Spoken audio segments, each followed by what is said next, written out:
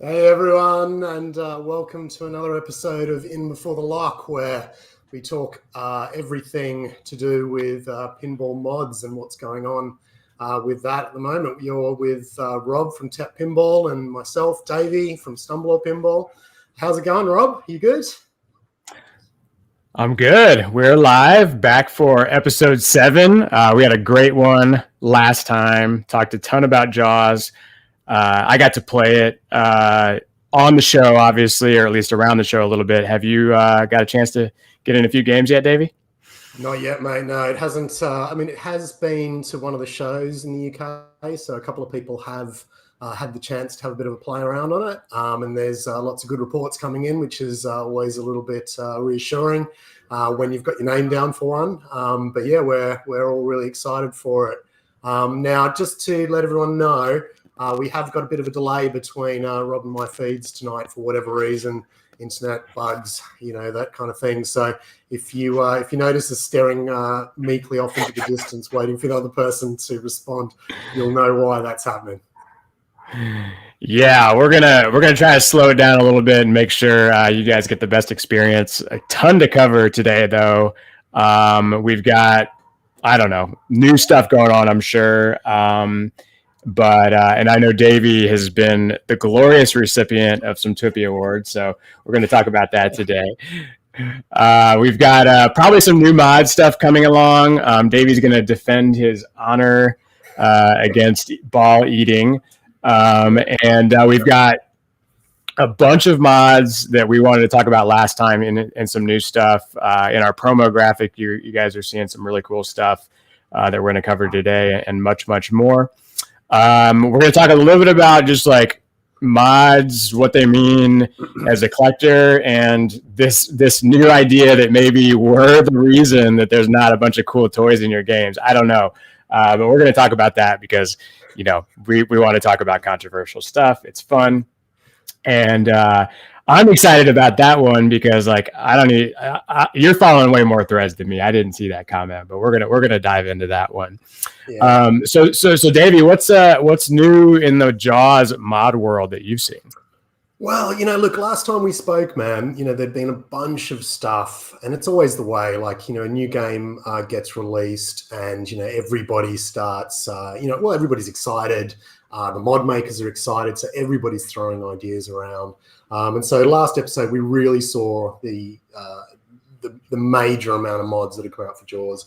But obviously, a couple of things have happened in the meantime. In regards to Jaws. So what have we got? If you want to share my screen, can I pull up that one?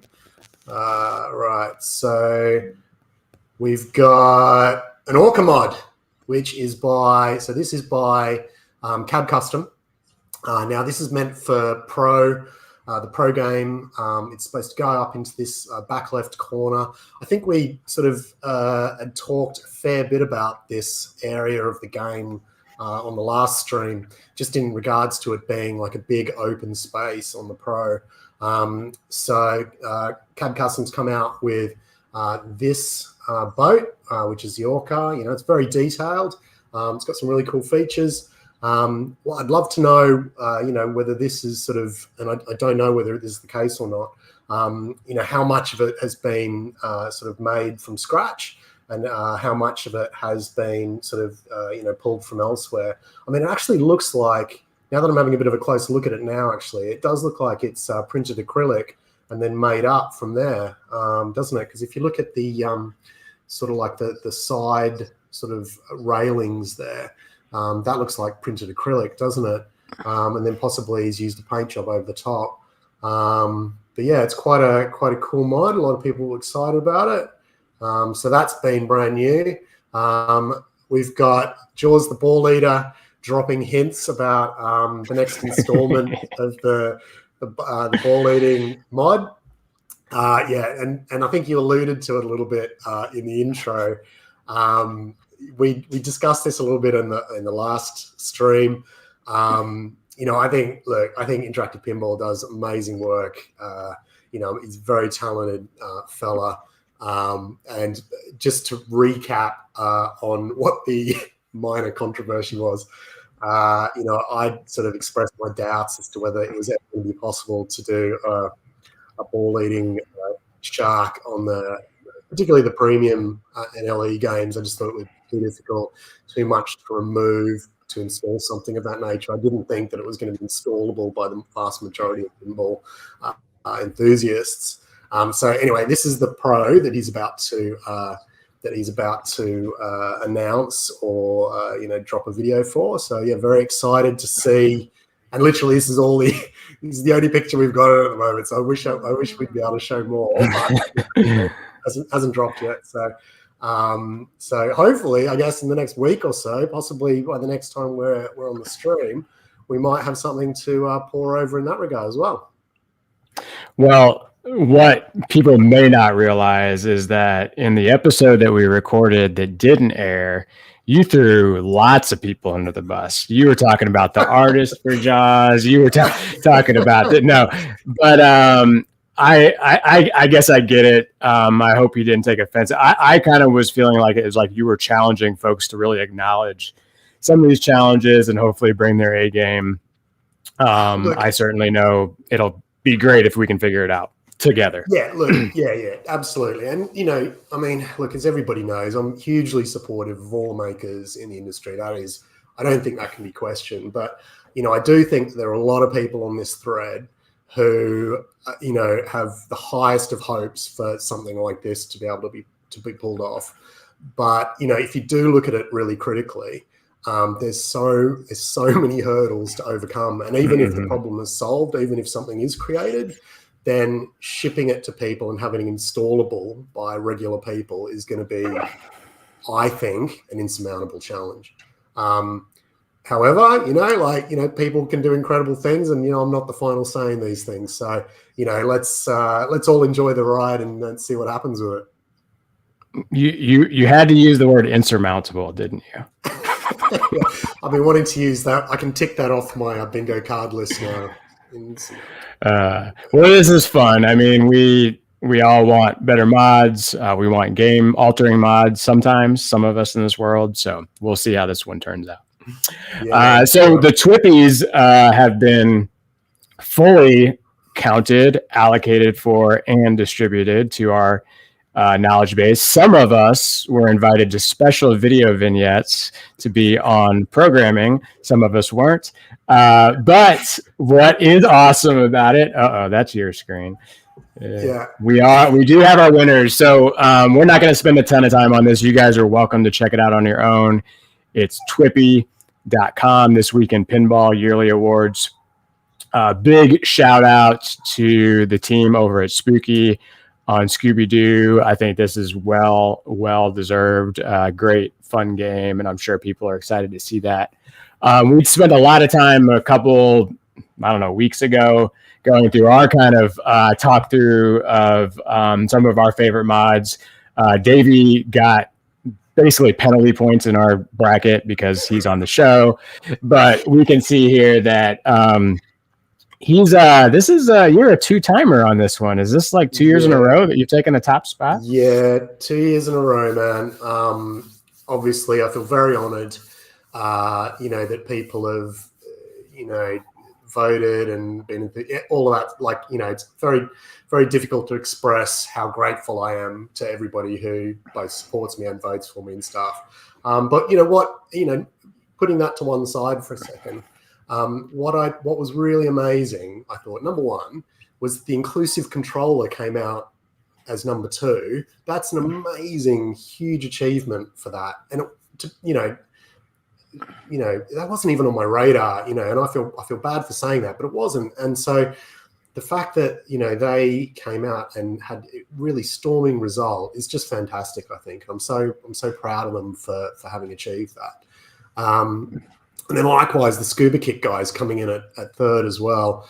And, I spoke to, those guys, the day after the announcement and stuff, and we sort of hadn't talked directly to each other. So it was really great to sort of connect those, to connect those dots. And, and it was just a really nice experience to communicate with everybody and to, pass the congratulations around. And yeah, it was just really good vibes, man. So, yeah, I know that the Twippies has been, super controversial this year, and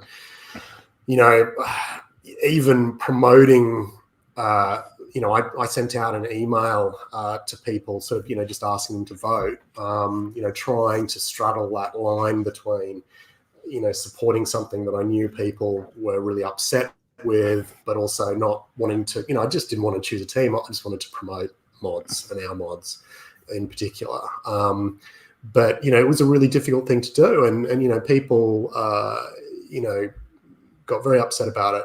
Rightfully so. I think it's just been a really disappointing year, I think, in terms of the Twippies and us not having a live show and not being able to enjoy that, and not being able to celebrate that. So it's nice to be able to after the announcement and stuff, at least share the fun and enthusiasm with some of the other makers, and have a positive experience from it, I guess. Yeah, I really hope that the Twippies are back live again next year. It was a lot of fun to attend at TPF and kind of be a part of that energy. I can certainly see, how things played out the way they did. But yeah, great. Congrats on this and Inclusive GameWorks. Really fun. Got to play with that at Expo. I mean, even if you don't need it like some folks do, I recommend you guys check it out just to support them. And also, it's a really fun way to play pinball, actually. It's kind of like a weird thing, kind of like reversing your hands on, playing, reverse flippers. It's just a different experience, and I'd say it adds a lot. We had lots of other categories. Again, check it out. We were thankful and honored to have two of our toppers on the list, both our Twilight Zone topper and Godzilla topper. And the winner of that is Labyrinth's animated Goblin Topper, which is unbelievable. You guys got to check it out. Super well done, super deserving. So congrats to all of the mod makers out there and the guys that are making these things first party. Really, really amazing stuff. All right, so what is next? I'm trying to track down my agenda. I think we're gonna, before we dive into mods, I think we're gonna talk a little bit about this comment. So you sent me a screenshot. I don't know if you want to pull it up, but maybe you could kind of tell us what was said. I can pull it up. Should we just go word for word? Should we just sure. Let's do it. Let's do it. So let's okay, so here we go. So this is in the Jaws thread. Please, anybody who's one of these guys being quoted, don't hate my guts for this. I'm going to try and keep it I'm going to keep it all above board. But I just thought it was a really interesting take. So anyway, people are having a go at modders, which they always do. Look, I mean, modding is a very diverse field. You've got people doing all kinds of different stuff, and we're all part of the same community, but obviously not everybody's doing the same kind of things. Now, some of the people who charge a lot for mods, and those mods might not be as worth it in some people's eyes, cop a lot of flack. And we've been discussing, but some people have been discussing that in the Jaws thread, and this is where this is all started from. So I'll just read some of it out. Definitely agree with you 100%. The useless crap these modders inject into our hobby to no end absolutely affects what we get from the manufacturer. A whole lot less on the playfield than we used to get 12 years ago when none of these ding-dongs were in operation. Nice use of the word ding-dong, by the way. I love it. Okay, here's the point. It's the same in the car industry. I don't get a nice active exhaust on my car from factory because the manufacturer knows there's 20 places out there selling them aftermarket. So they don't bother. Okay. Somebody else saying, this is so true. The mod makers have basically caused Stern to remove goodies from their games because they know someone will make them on the secondary market. So this is the argument. The argument that these guys are making is that because modders are out there doing their thing, Stern have recognized that and seen that and decided to strip their games back because people are going to be able to pick up these things on the secondary market. What do you think about that, Rob? Yeah, I mean, I did think about this a little bit because I knew you were going to bring it up. I didn't realize how deep it got there. As people are coming into this hobby at different times, and I think it's a pretty natural reaction to react that way. I mean, we've got $60 nachos in the Super Bowl. We've got $700 tanks for bond machines. It's all over the place, and there's all sorts of different reasons that we charge the things that we do. But what I can say is that from my perspective, observing this hobby, not everybody mods their machines. I mean, I would say, based on my observation, that maybe 5 or 10% of people mod their machines. So for Stern to be making decisions about what they need to put in a machine to attract the attention of the buyer, of a Foo Fighter machine attracting a Foo Fighter fan, or a Foo Fighter machine attracting a pinball fan, like I think that they're not sitting there saying like, okay, 100% of people are modding, so let's just let that happen. I'm not fully buying it, and honestly, like, and I know you do too. We have a lot of people that love what we do and are thankful for what we do. I don't think they're thinking like, oh man, I wish you wouldn't have put this out because I would have got it from somebody else. That's just not the case. Yeah. And, we obviously spoke a little bit about it before the show, just over PM and stuff. And then I took the kids swimming, and I was thinking about it a little bit there, just trying to get my thoughts in order. And the other thing I was thinking was, I was like, if this is a true business strategy of Stern's, then surely a business of that size, with the risks that they have and the investment that they have, they would want to have a little bit more control over the variables than just putting a game out and hoping that modders pick it up and do something with it. Like, at the very least, you'd reach out and try and formulate some relationships with modders. You would make sure that the modders have access to your games and schematics very early on so that you can capitalize on the hype. I mean, as mod makers, we discuss this kind of stuff all the time. How long do you keep your lists, before people start to drop off? When do you announce things in relation to the game announcement and things like that? And I think we all agree that, like, capitalizing on that early hype as quickly as possible. And also the hype of your own mod being released, not having these lists stretch for months and months and months, is the best way to get the most amount of sales.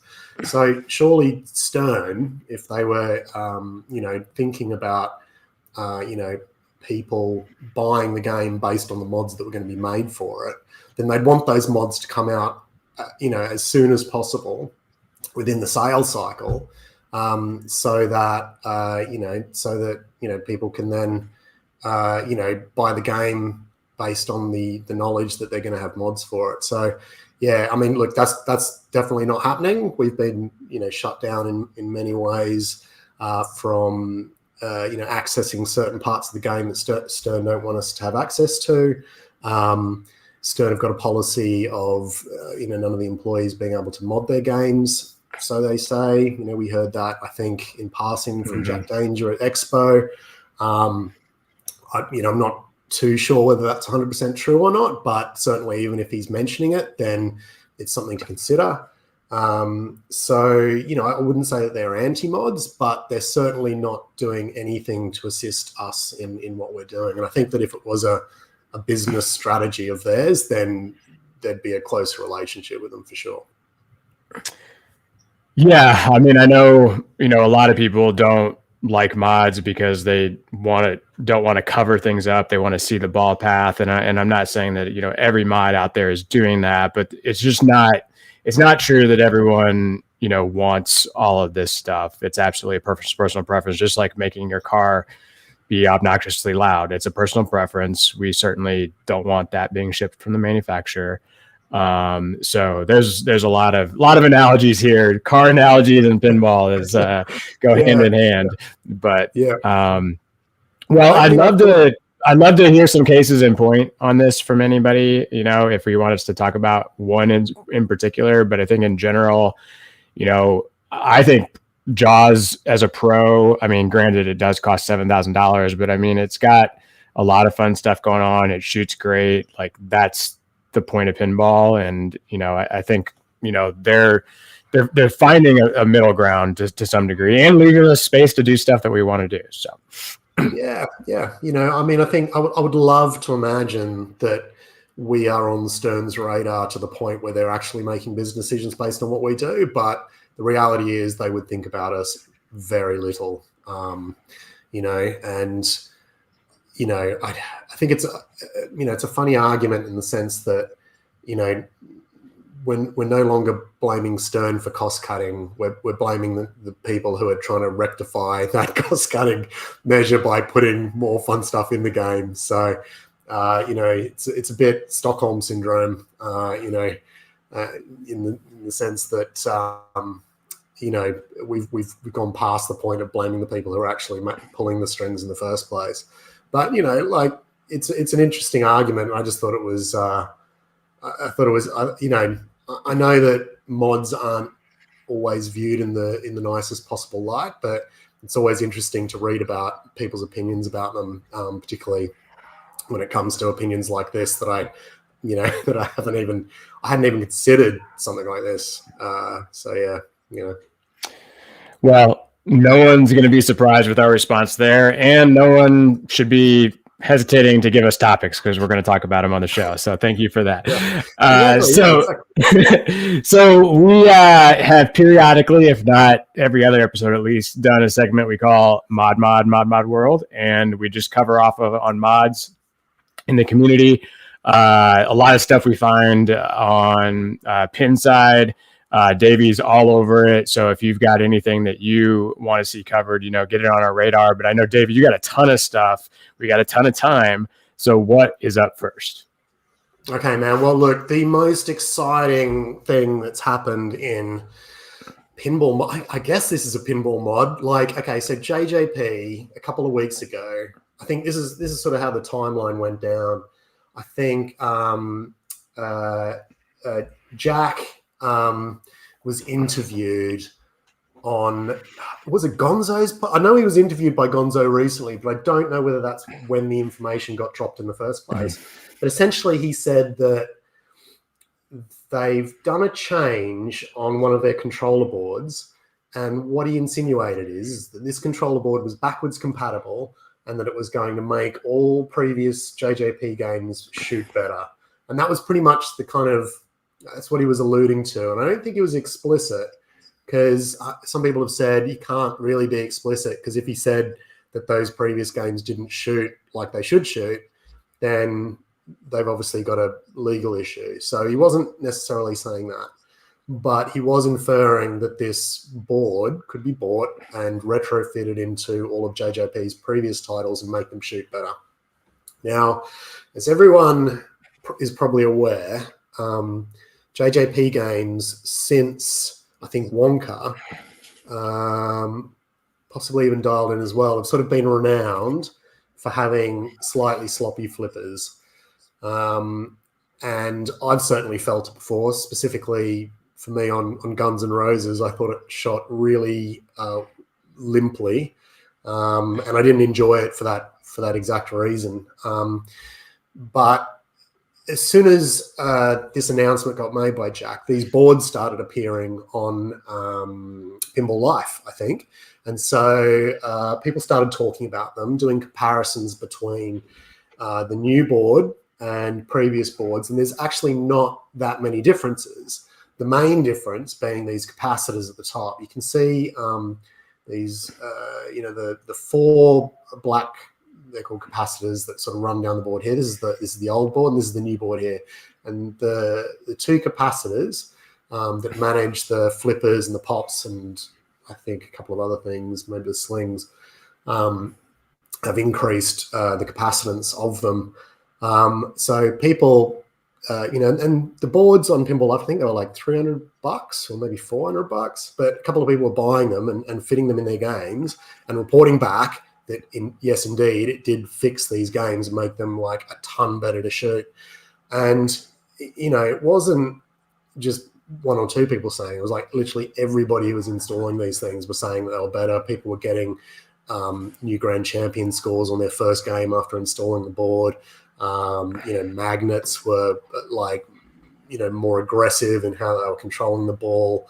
Ramps were able to be backhanded for the first time, things like this. It was really, really quite incredible. And then, so this isn't really a mod, I guess, because it's released by the manufacturer, I guess. But what does make it odd before you move on to, are you moving on to the next part of this story, or can I chime in? Go for it, mate. Go for it. So I didn't tell you this, but I've actually had very firsthand experience with this thing. Alec, my partner at the Electric Playground, has had Guns N' Roses from the very beginning. It's one of his favorite games. It was actually one of the games that kind of got me back into pinball, just in terms of like not realizing all the light show potential. But he has spent so much time trying to get those flippers dialed in, doing the precision flippers, the bushing, going through the early days with precision flippers and in terms of working that out, and really trying to just get a little bit more sense of like control that you have on a Stern game. You mentioned the left ramp. It's a key aspect of the game. It feels like it should be achievable by the left flipper, and it's very much not, and so much is tied to that ramp. So he did pick one of these up. He invited me over, explicitly told me he was not going to tell me his opinion on it prior to me playing. Okay. And I'll say within literally the first ball, it felt like a completely different game to me. If you're good at pinball, you know that you expect a certain level of control and consistency in what's happening. And it just really is a game changer in my mind. So kudos to the guy. I think it's $400. I know there's some alternatives. But I think that, and I've heard this doesn't work on Toy Story, but it does work on some of the older ones. And of course, not of course, but one thing we've talked about on the show is that Elton John had already fixed this problem. So like they're fixing this problem going forward. But specifically for Guns N' Roses, I can say based on my experience, it's a no-brainer. And I think there may be a more affordable solution out there for this as well now. Yeah. So, if you're in any way handy with a desoldering iron or a desoldering gun, or you have a friend who is handy with that kind of thing, all you need to do is change out these top two caps for, I think they're 5,600 UF caps, which are these big ones you see over here. And hey presto, brand new game. And now these caps are like $30 or something to buy. It's not as simple as just desoldering the old ones and sticking in the new ones, because caps of this size tend to be what's called snap-in. Now, I don't know, anybody who doesn't know sort of PCBs and board work, usually capacitors like this will have two long legs out the bottom of it, one positive and one negative leg. And usually what would happen is those two legs would feed through the PCB. You'd solder them from the other side, cut off the excess, and there it goes. But caps of this size, they usually snap in, which means they have two little prongs instead of the legs. Now, the prongs won't be in the right position for the footprint of the caps. And then additionally, there's components in the way of those caps. So within this thread, which is JJP fully populated enhanced IO board thread on pin side, there's people making spacers, giving directions on how to solder legs to those snap-in tabs on the capacitor. And then there's also another guy called I think his company's Skillshot Combo, but what his plan is, and there's no pictures of it yet, unfortunately, so I'll just stick with this page. But he's calling it the Hercules JJP Flipper Power Consistency Kit.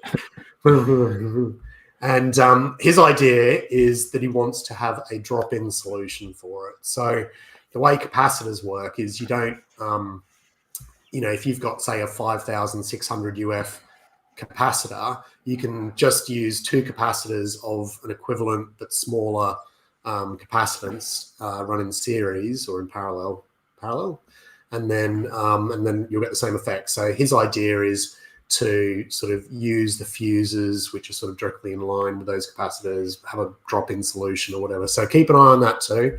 He's hoping to keep that solution, I think, under $100.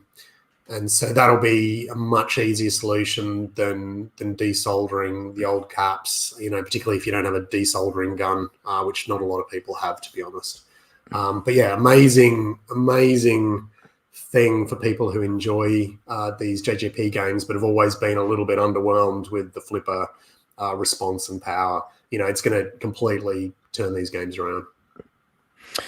The other thing that Alec did on his machine, that if you guys have Guns N' Roses, regardless of whether you get this mod, but especially if you get this mod, is that he changed the setting on the balls dropping out of the guitar head, so that instead of they just fall out on a timer, they only fall out when you're out of balls. So it just that game, the multi-balls are so chaotic, and now you've got these flippers that give you a lot more control. Again, just an entirely different experience.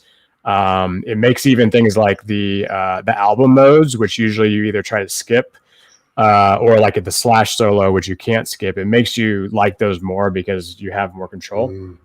So definitely give it a shot. Tell your friends. Super, super awesome mod. Yeah. Big news, that. Big news. Okay, so what else have we got in the world of mods? Okay, so this is one that we it's been a couple of weeks, or over a month now anyway, where the Aero Pinball announced this one, and we actually discussed this one a little bit in the episode, the lost episode of In Before the Lock, where we talked for an hour and we weren't recording.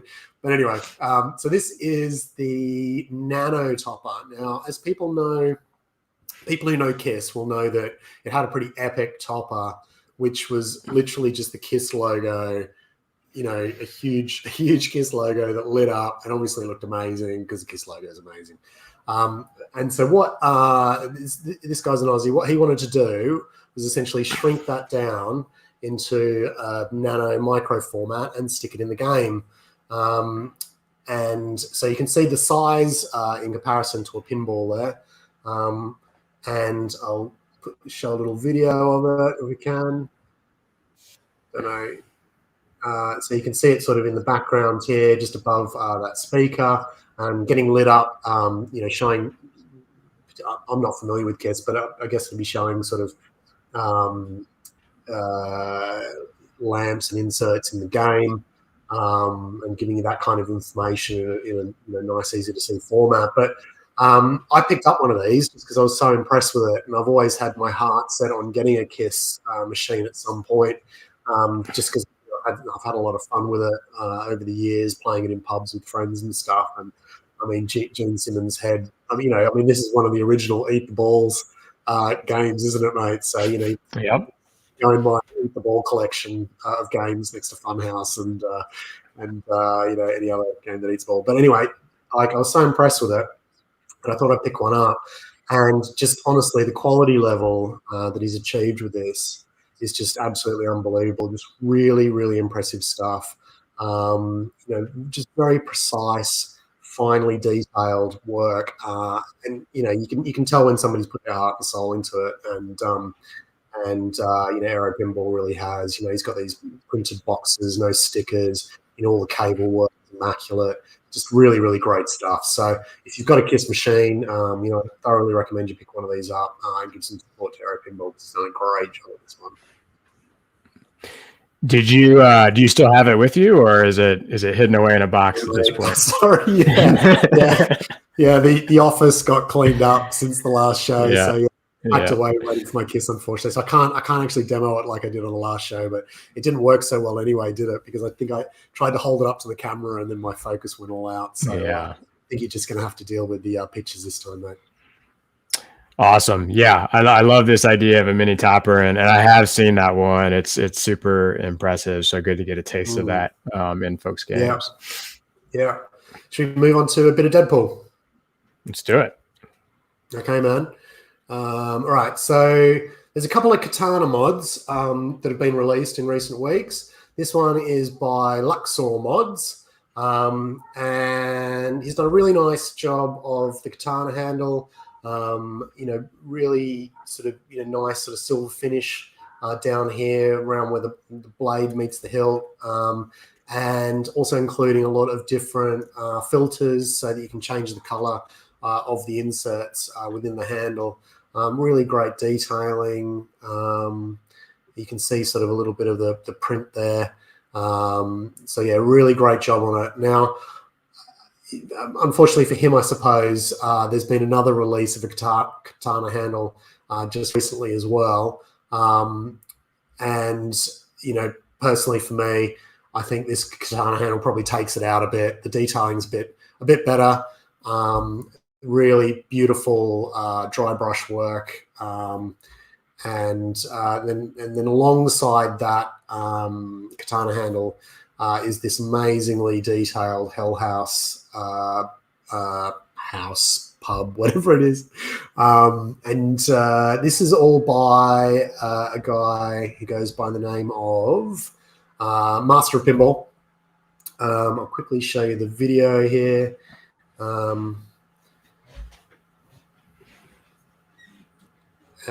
Yeah, so John, J85M, has actually sent this to me a little while ago, just to say, hey, dude, check this out. How amazing is this? So I think Master of Pinball hails from Poland, I believe, and this is just like a spare time sort of hobby thing for him. I think you can tell that he's sort of done a lot of miniature painting in his past, and that really comes out in the paint level quality of these mods. You know, I think that the detailing on them is fabulous and fantastic. Let me just pull out of there again. I mean, if you look at just the dry brush work on this Hell House building, you know, it really is something to behold. All of the roof tiles are like a slightly different green color. Then he's got this resin insert,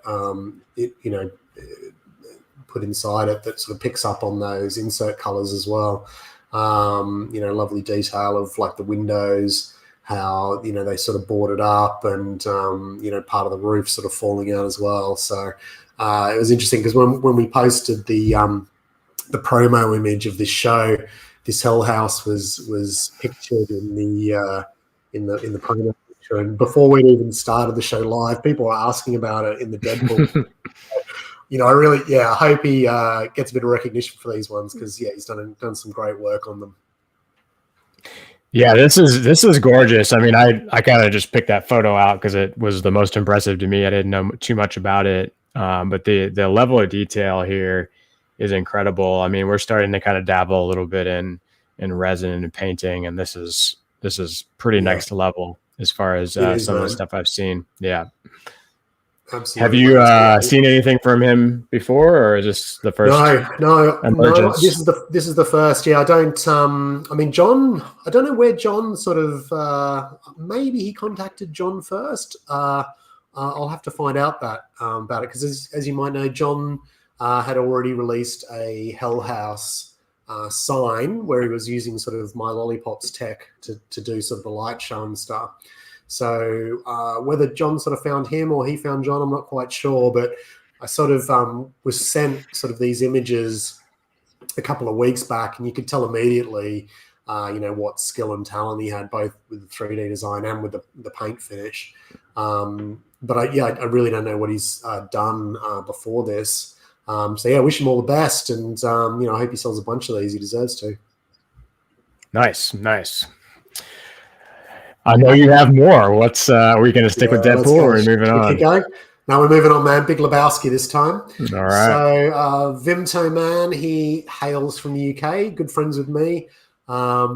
He has previously done work on Halloween. People might remember his Halloween mod that was a building that had LCD screens in the windows, where he'd filmed himself dressed as the protagonist in Halloween, sort of walking past the windows and things like that. It did quite well, I think, and he sold a bunch of those. He's done a crate mod for The Walking Dead. He's done a scanner for Aliens. So he's been around quite a while. He's a bit of an electronics whiz. Whenever I need some clarification on some esoteric circuit board work, he's always the first person that I go to because his knowledge outweighs mine. But yeah, we both got a Lebowski, and this is just something that he's recently put together for the same spot that Lior did his toilet mod for. So it's running in competition with that, I guess. So let's play the video. So I think he's sort of leveraged, I think, the bowling ball and possibly the pins from somewhere, but he's actually he's got custom printing on the pins that says I think Vimto mods or something down the side of it, and TBL on the front, and then some etched acrylic stuff here as well. There's 75 pounds delivered, so not a big outlay, really great effect. The acrylic looks really nice with the lighting underneath it.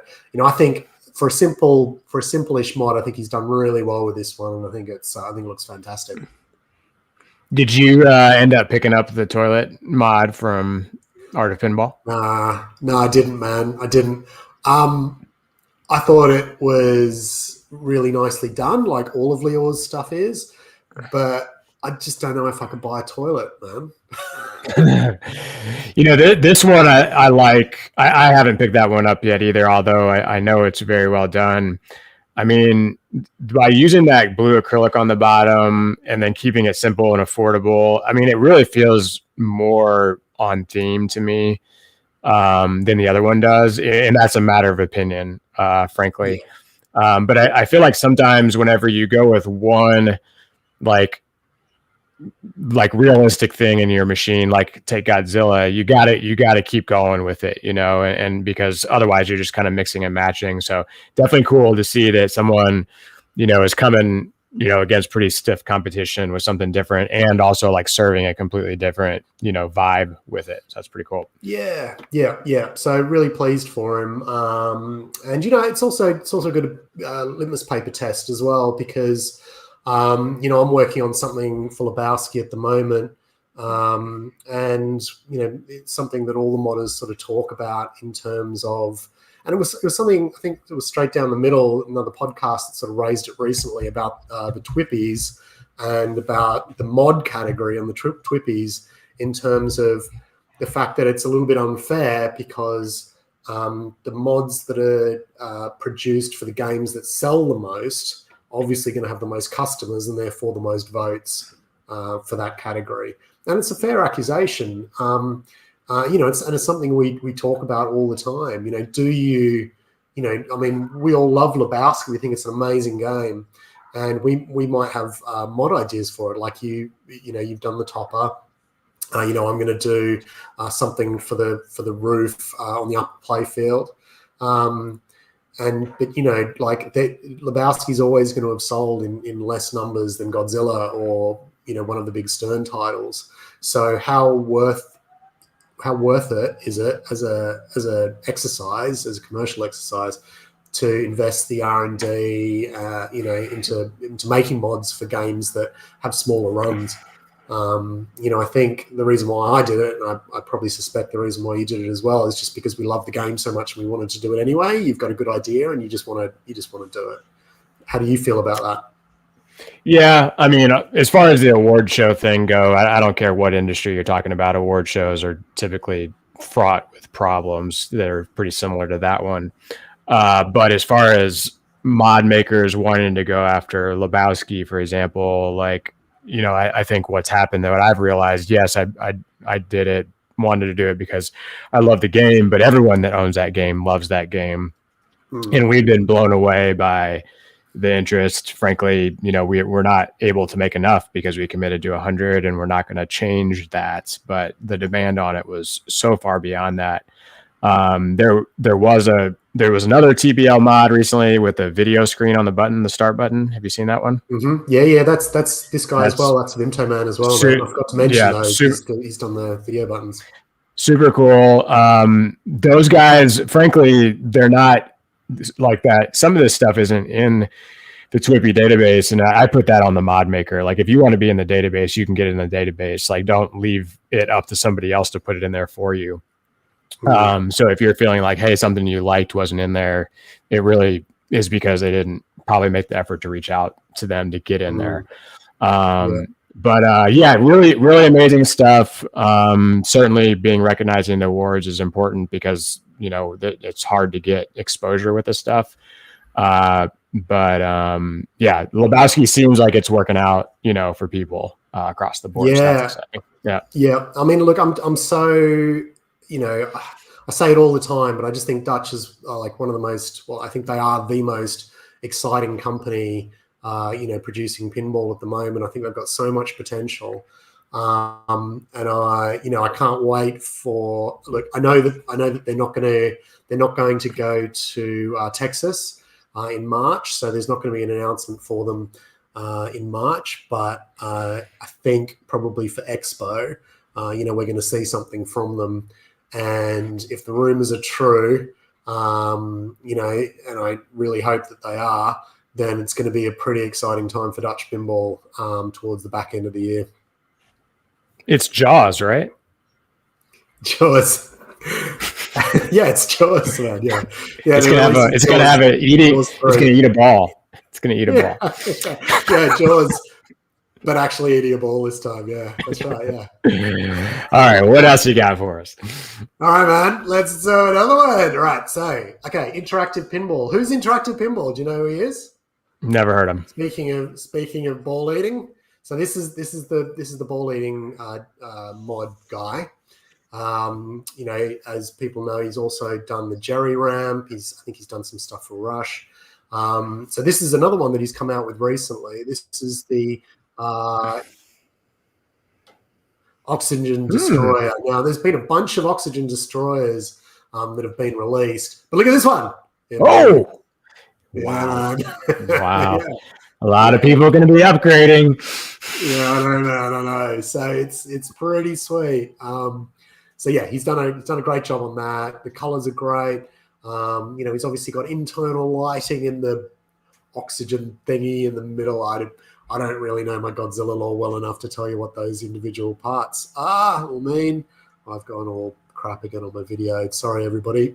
But yeah, he's you know, that's really great. He's obviously got some mini coils in there that are controlling, sort of pulling those arms apart.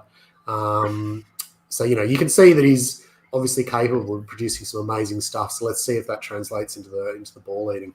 What else we got? Okay. Well, not that I need the competition, but he needs to turn that into a topper. That looks awesome. yeah. I know. Just like a really big oxygen destroyer. And the ball rotate. Yeah. Okay. This is by Raiden Mods. Raiden Mods has produced a bunch of stuff for Godzilla. They did an amazing Foo Fighters topper. That was like a purplish sort of bomb that had like an individual controller where you control stuff that sort of went inside your coin box and stuff. They did a really great mechanically animated Drake building for the Pro of Godzilla, I think. And this is their most recent offering, which is Light Up UFO for Foo Fighters. So very cool. I think the resin sort of cloud that's underneath the UFO comes in different colors. So I think you can choose which color you would prefer. I don't know why anybody wouldn't go for the clear resin on that one though, just because, you know, it's picking up on all the colors from around it really nicely, and obviously looks like more of a UFO cloud that way. So yeah, really great job from them. I think you can see the control panel down here as well on the right hand side. That's another one of their mods, which is also very cool. It's got those connecting wires, you know, in the panel. They may have also done one on the other side as well. I think he did a dome for the Overlord. So very cool stuff, man. What do you think of that one? Man, I'm glad I don't own that game. Holy cow. Those three mods look amazing. I mean, like matching that with the Overlord.